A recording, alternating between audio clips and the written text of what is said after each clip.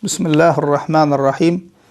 الحمد لله رب العالمين، والصلاة والسلام على رسولنا محمد وعلى آله وأصحابه أجمعين. حرمة المسلمان دغنر bidgatçı ahun mollalar, bidgatçı sopalar, bidgatçı tarikatçılar ve şolardan täsirlenen jahiller dogry akida, ahli sünnet akidasına, sünnete çağırayan musulmanlar, dogry akidaly dagwatçylar, durs ahun ulamalar hakynda yalan we töhmet bolan şüpheler ýaýradýarlar. Bu bidgatçı mollalar ýaýradýar, bidgatçı ahunlar ýaýradýar. Öňe Wahhabi diýýärdiler.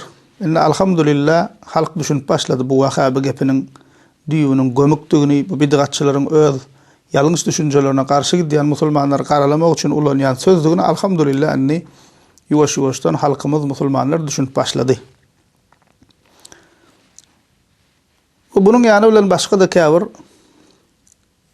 yalan we şüpheleri ýaýradýarlar. Mysal üçin olar diýär, bu bidgatçylar şeýle diýär,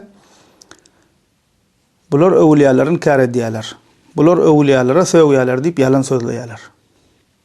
Nämemiş? Dogry akidaly, dogry akida, ahli sünnet musulmanlar Qur'ana we sünnete çağıryp ýören, sahabaň selef-i salihiniň ýoluna çağıryp ýören musulmanlar nämemiş? Öwliýalara söwýärlermiş, öwliýalary inkar edýärlermiş.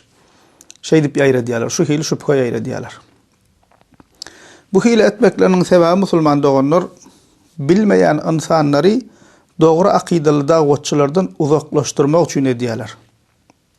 Yani dinlemesinler, kulak asmasınlar diýip edýärler. Sebäbi dogry akidaly insanlar dinlense, bularyň öz edýän bidgatlary, bularyň delilsiz gep gurrunlary, bularyň halka din diýip gurrun berýän hekaýalarynyň batyllygy ortaga çykýar. Şonu hem gaty gowy bilýärler. Halk dogry akidany öwrense, bular dukany yapmaly bolýar. Şonuň üçin hem öňünden şermendelap, töhmet atyp, Wahhabi diýip, bular öwliýalar inkar edýärler diýip, näme halk şeý diýip haky öwredýän insanlardan uzaklaşdyrjak bolýarlar, halkyň gözi açylmasyn diýip. Indi musulman doganlar şu dersimizde şu şüphe jogap bermek isledim. Dogry akidaly ahli sünnet musulmanlar hiç açan öwliýalygy we öwliýalaryň keramatyny inkar etmeýär.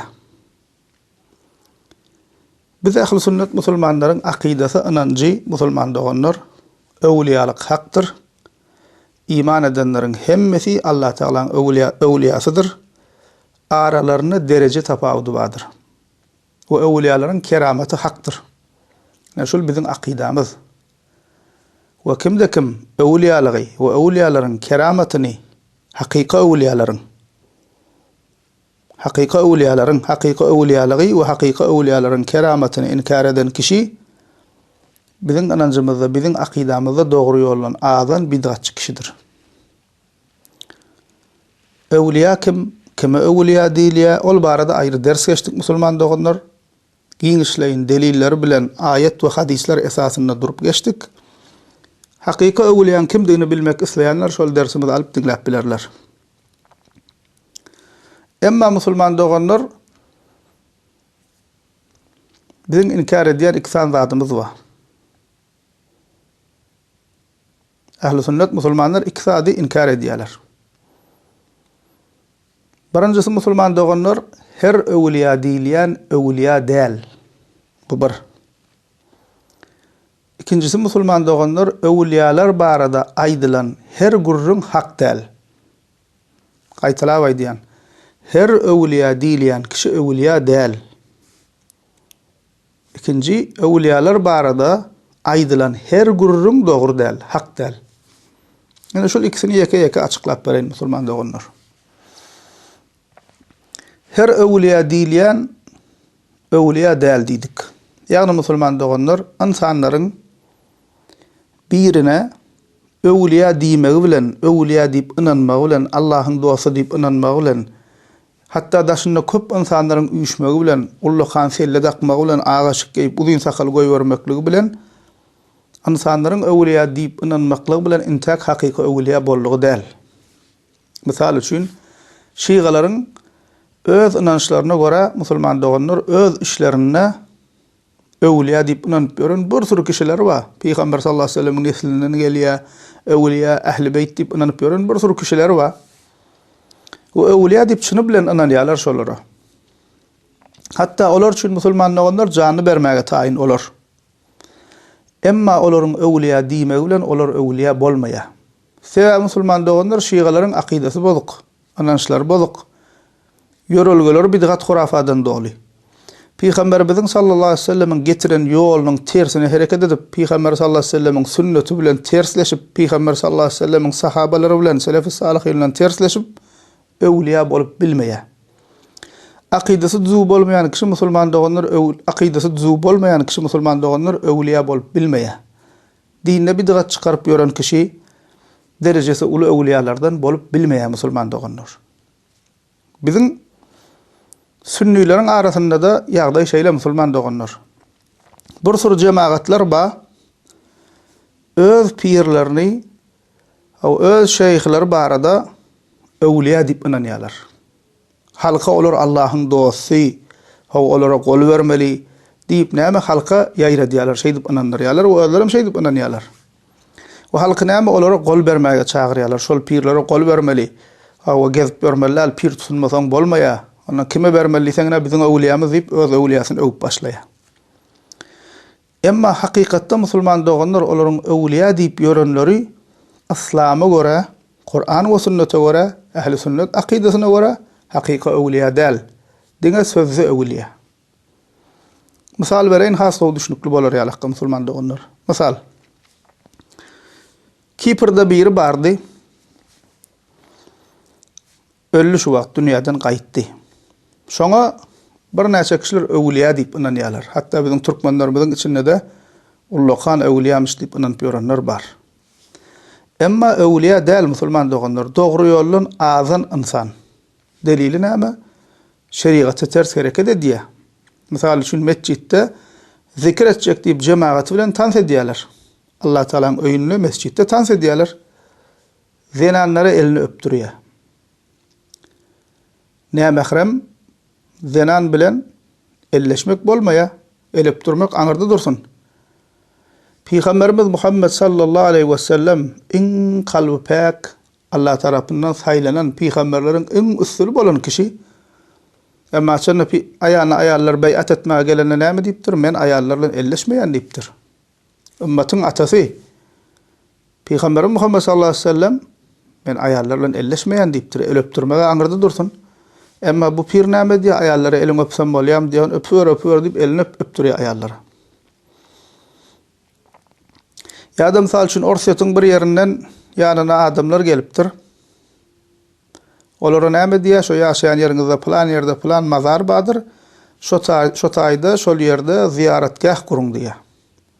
O gelenler sorag barýar, orsa hökümeti bize garşy gitse näme deldiýse, siz arqyn bolun, olar size garşy gitse men olaryň hemmesini jehenneme guradaryn diýär. Indi şu taýda akydasy düzgün musulman diýmeli, ýa şol durhany. Sen näme adamlar jehenneme guradarýar, sen kim? Peýgamberleriň elinde bolmandyr insanlary jehenneme uğratmak, cennete uğratmak, cehenneme salmak, cennete salmak. Peýgamberleriň elinde bolmandyr. Kur'an we sünnete göre bul Allah Taala'nın elindäki zat. Akydasy düzgün musulman bolsa diýmeli, ýa şol duran sene öte geçdiň. Nädip bolar jehenneme uğradýan? Bu bir musulmanyň diýjek gurruňy däl, pire aňyrda dursun, adaty bir musulmanyň diýjek gurruňy däl. Emma näme? İzine düşýändiň özleri hem dogry akydany bilmeýänligi üçin buna bu hilwatlar diýip soramaýarlar. Beter kellesini sallap elini aýagyna oşap otyrlar. Bizim türkmenlerimiziň içinde de musulman doganlar bir näçe kişileri öwliýa diýip ýaýradýarlar. Bir kysanagy bilen Türkmen sahradan geçirilen. Hawa. Ondan soň ýene bir kysanagy Türkiýede ýaşaýar. Şolar biz tarapda ady çykan köplenç öwliýa diýip. Emma hakykatda bolsa weli däl. Şeriata ters hereket edip ýören adamlar. Şeriata karşı hereket edip ýören adamlar. İslam akidasyna ters hareketleri bar. Diýmek musulman doganlar, birinji öwrenmeli dersimiz her öwliýa diýilýän öwliýa bolmaýar. Hakyky öwliýalar şeriaty ters hareket etmeýär. Haqiqi awliyalar insanları şirke, bidgata çağırmaya. Haqiqi awliyalar kim? Yaňam aýtdym, bilmek isleýänler ýürüýte ders geçdik, şonu alyp dinläp bilersiňiz. Bu birinji öwrenmeli dersimiz. İkinji inkar edýän zadymyz näme musulman doganlar? Awliyalar barada her aýdylan gurrun hak däl, dogry däl. Misal bereli, hasy düşünükli bolsun. Käbir bidgatçylar halkyň içinde näme ýeredýärler? Awliyalar kalby bilýär diýe. Yalan awliyalar kalby bilmeýär. Peýgamberler hem kalby bilmendir, awliya nerden kalby bilsin? Ya da käbir bidgatçylar näme diýär? Awliyalar gaýby bilýär diýär. Yalan. Kur'an'da Allah Teala diýär, Allah Teala'dan başga hiç kim gaýby bilmeýär diýär. Peýgamberimize aýtdy, ey Peýgamber sallallahu aleyhi ve sellem, men gaýby bilmeýärim diýip aýtdy, Allah Teala ayet indirýär. Peýgamberler gaýby bilmeýär, awliya nerden gaýby bilsin? Ya bolmasa kafirler näme diýerler? Awliyalara sığınıp Allah Teala ýalvarmaly ýerine, Allah Teala'dan dilek etmeli ýerine ölüp giden awliyalardan ýardam isleýärler. Medet ya plan şeyh, medet plan pir diýip olardan medet dileýärler. Olar näme diýerler musulman doganlar? Olara ýüzlenýärler. Allah Teala'dan dilemeli ýerine Allah Teala'nın elinde bolan zatlary Allah Teala'dan däl, olardan dileýärler. Hatta bu bedbaht bidgatçylardan biri Türk'te ýaşaýa. Gynansak da biziň Türk'te işläp okap ýören illeşlerimiz, Türkmen doganlarymyz, hatta Türkmenistandan hem käbir doganlarymyz bul kişä ullakan alim mi diýip ýör. Hemme hakykatda ullakan alim däl, ullakan şeytan. Adamlar ağlaştırıp ýören bir kişi. Näme diýär? Öz kitabyna hatta ayalyňa ýanaşyp durkan boljak çağa feýz, bereket geçer ýalak diýä öz pirinden ýardam islemeli. Bir kafirin diýmejek nejis gurrumuşul. O näde bolýan ayalyňa ýanaşyp durkan başga bir adamyň pikirini etmek, bu nerden çykan düşünje? Emma halk şuny ýydyna ullakan alim diýip düşüp ýydyna düşüp ýör. Näme üçin? Sebäbi halkyň öz dogry akydany bilmeýär, şunu dinleýänler. Ananyp duruşyna ýüregi bilen hemme diýen çynmy diýip soraman seljermen ýydyna düşüp ýör kellesini sallap. Hatta yine şu bedbaht bir gurrun aýdýar halkyň içinde. Diýä Peýgamberimiz gördüm diýä düşümde sallallahu aleyhi ve sellem yüzü diýä edil biziň pirimiziň yüzü ýalak diýä. Yani goýa Peýgamberimiziň yüzüni alyp biziň pirimiziň yüzüne goýulan ýalak diýä. Yani näme diýjek bolýar? Biziň pirimiz Peýgamberimize meňzeýär diýip halk näme inandyrjak bolýar. Hatta musulmanlar başga bir videosunda mundan korkunçrak zat diýär. Goýa bir düş görüpmüş. Ol düşünne, ol kişinin düşünne Allah Teala seslenip dirmiş ol kişi. O şeýle diýip dirmiş. Etesunku öwrülim Mahmud bolup görünnüm diýip dirmiş diýär. Mahmud bolan pirleri. Goýa Allah Teala düşünde şey diýenmiş. O halka şunu tasdiqlap gurrun bar ýa-ni biziň pirimiziň derejesine aýlak ulyp. Allah saklasın musulmanlar ene. Diýmek awliyalar, pirler hakynda ýaýradylýan her gurrun hakdal. Ya olmasa Türkmen sahraly bidgatçy pir wa biziň ýurdumyzda pir awliya diýip ýaýradylan kişi. O tür özi ýani oglam otyr garşyna biri oturup goşga goýan näme diýär? Türkmen sahra iline peýgamberdek tanallyň diýär. Yani peýgambere deňä otyr pirini.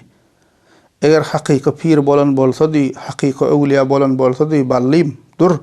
Näme diýen? Bu gurrunlaryňy diýme diýerdi, emma sesini çykarman tasdiq edip otyr özüm oglam. Başga bir pir diýip tanadylýan biri wa Seyfiye jemaatynyň Türkmen sahrada. Onu Türkiýe getirdiler onu. Ya getirdiler ya özü geldi. Türkiýedäki illeşlerimiziň arasynda pir diýip tanadyldy. Gidip şondan doga alylyň zat diýip sada insan näme bilsin? Pir diýilse şeýlem ka diýär. Hakykatda barıp yatan bidgatçy piram däl, awliya da däl.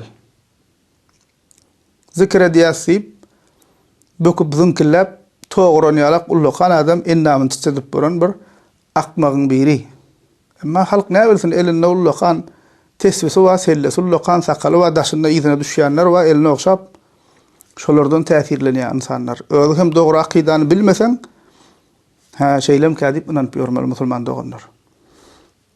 Diýmek musulman doganlar ikinji öwrenmeli dersimiz näme? Öwliýalar barada aýdylan her gurrun hak däl.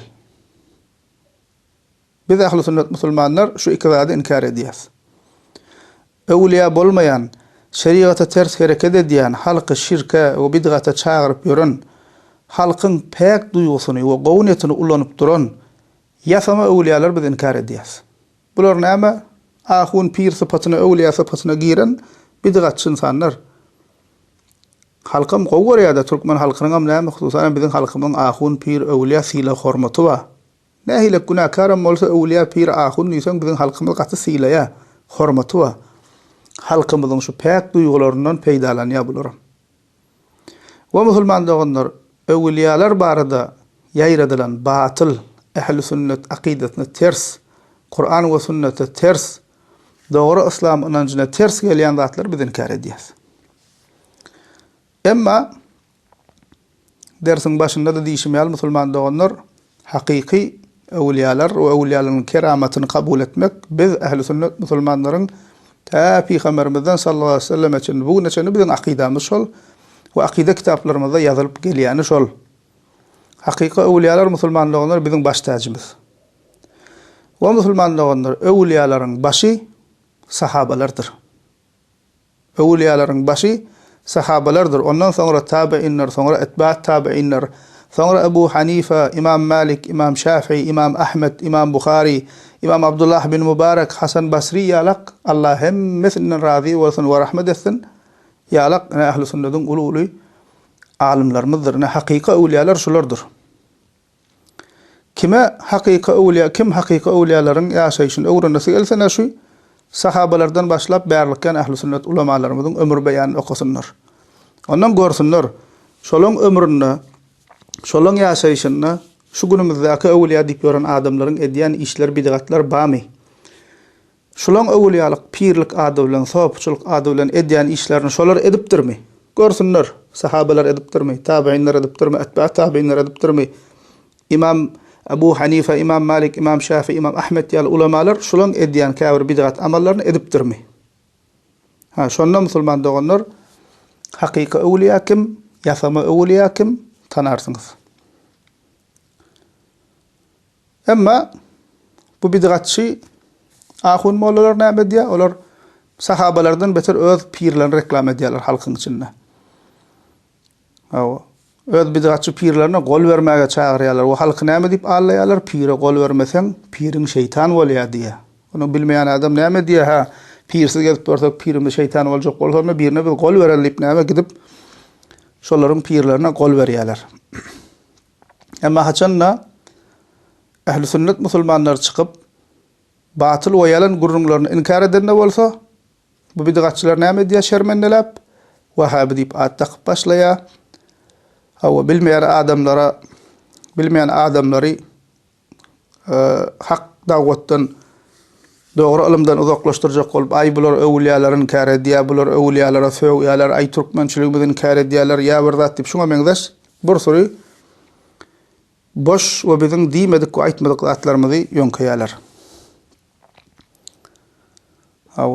Hakyky öwliýalar inkar edilmeýän musulman doganlar, ey bidgatçy, senin halka allap ýören, halka adaşdyryp ýören bidgatçy pirin inkar edilýär. Emma hakyky öwliýalar biziň baş tacymyz. İnşallah Allah Taala ömür berse musulman doganlar bundan sonra bu halka adaşdyryp ýören bidgatçy pirler, bidgatçy ahunlar, ýasama öwliýalar barada has köprak gurrun ders we şu hadis bilen bu dersimizi tamamlaýyn musulman doganlar. Bu hadis Ebu Davud'da, Ahmed'de geçýär. Enes bin Malik radiyallahu anh'tan haber berilýär.